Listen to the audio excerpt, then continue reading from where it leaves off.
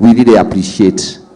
Watu wa Islamu wenzetu, Mungu awabariki sana, na endelee kuwatia nguvu na kushikilia hii CBD vile ambavyo nimesikia mkiongea. Ya mwisho ni kuwaomba wakati mtakuwa mkigawa vitu, maana najua hii ni mwezi wa kupeana. Niko na estate inaitwa Mudhuru wa estate ambao wako na jaa. Tafadhali saa ile mnagawa mnikubuke niende niangalie hawa mama ambao wako upweke na wako na jaa. Mungu awabariki sana na wapenda. Asante sana. Thank you so much. My gratitude goes to the Muslim community for the different roles we play in the society.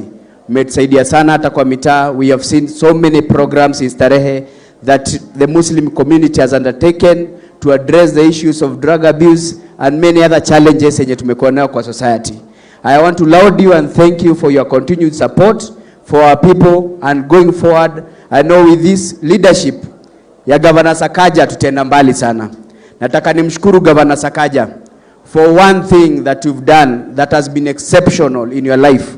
The moment you elected the governor of Nairobi, ulikuja ukachukua MCA wa side yetu ya Azimio, ukachukua wa ile side nyingine ukawaleta pamoja.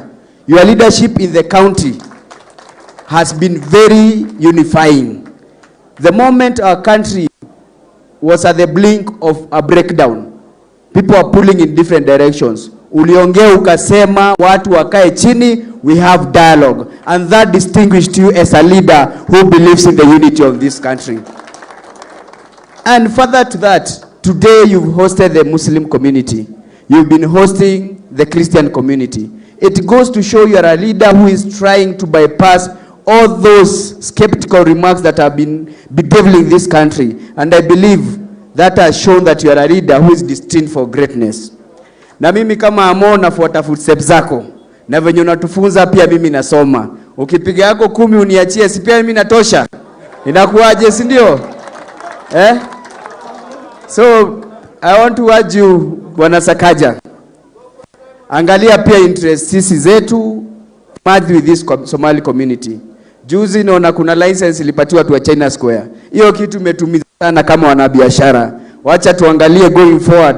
As much as we want investors, we don't want predatory investors in our country.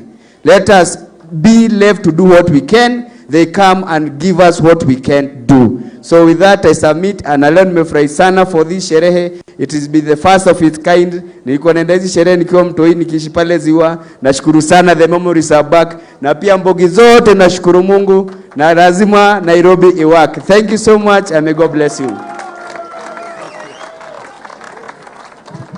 Asante sana, na mimi wacha ni seme yangu machache.